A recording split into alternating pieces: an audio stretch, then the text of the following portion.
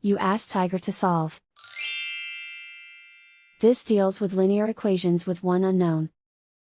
The final result is z equals 1 over 3. Let's solve it step by step. Simplify the expression. Expand the parentheses. Multiply the coefficients. Simplify the arithmetic. Combine like terms. Group all constants on the right side of the equation. Subtract 12 from both sides. Simplify the arithmetic.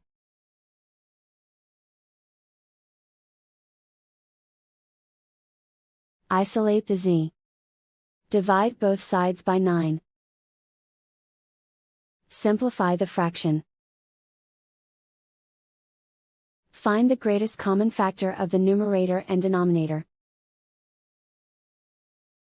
Factor out and cancel the greatest common factor. And so the final result is z equals 1 over 3.